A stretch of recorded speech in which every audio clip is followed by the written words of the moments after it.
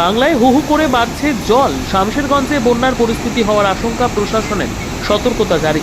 রবিবার সকাল থেকে শুরু হয়েছে নদী তীরবর্তী এলাকার মানুষদের মাইকিং করে সচেতনতা। তারপরেও একদিকে ভাঙন, অন্যদিকে বন্যার আশঙ্কা সামাল দিতে মরিয়া পুলিশ প্রশাসন। গতকাল মালদায় মানিকচকে ত্রাণ নিয়ে পৌঁছেছিলেন মন্ত্রী ফিরহাদ হাকিম। মন্ত্রী ফিরতে না ফিরতেই কার্যত লুট হয়ে যায় ত্রাণ। যদিও শামশেরগঞ্জের ভাঙন কবলিত এলাকায় আসেনি মন্ত্রী ফিরহাদ হাকিম। বিশেষ করে মালদা মুর্শিদাবাদ বন্যার আশঙ্কা। নেপালের কোশি ও গন্ডক নদীর জল ছাড়ায় সেই জল বিহার হয়ে বাংলায় ঢুকতে শুরু করেছে। মালদা মুর্শিদাবাদের বিস্তীর্ণ এলাকার প্লাবিত হওয়ার আশঙ্কা। বাংলা হয়েছে, জল ঢুকেছে। তার এই সতর্কতার জেরে ফারাক্কা ব্যারেজ কর্তৃপক্ষ জল ছাড়ার সতর্কতা জারি করেন। এমনিতেই বিপদসীমার উপর দিয়ে বইছে গঙ্গা, তার উপরে ফের ফারাক্কা ব্যারেজ থেকে জল ছাড়ার যে সতর্কতা, তাতে আতঙ্কিত শামশেরগঞ্জ।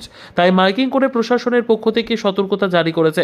উল্লেখ্য যে নদীর জল বৃদ্ধির বিষয়টি ফারাক্কা ব্যারেজ প্রশাসনের পক্ষ থেকে নিশ্চিত করতেই কার্যত মানুষকে সচেতন করতে মাইকিং শুরু করে শামশেরগঞ্জ থানার পুলিশ। রবিবার সকাল থেকেই শামশেরগঞ্জের গঙ্গা তীরবর্তী এলাকার সমস্ত গ্রামে মাইকে প্রচার করে সাবধান করা হচ্ছে এলাকাবাসীকে।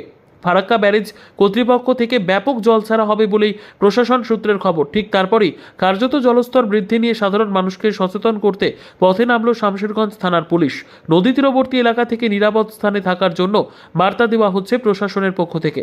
মাইকিং প্রচারে জলস্তর বৃদ্ধি তা পাবে বলে আতঙ্কিত নদী তীরবর্তী এলাকার মানুষ।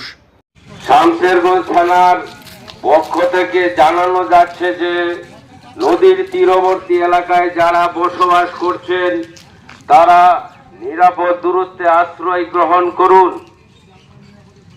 পুলিশ প্রশাসন সর্বদা আপনাদের পাশে আছে।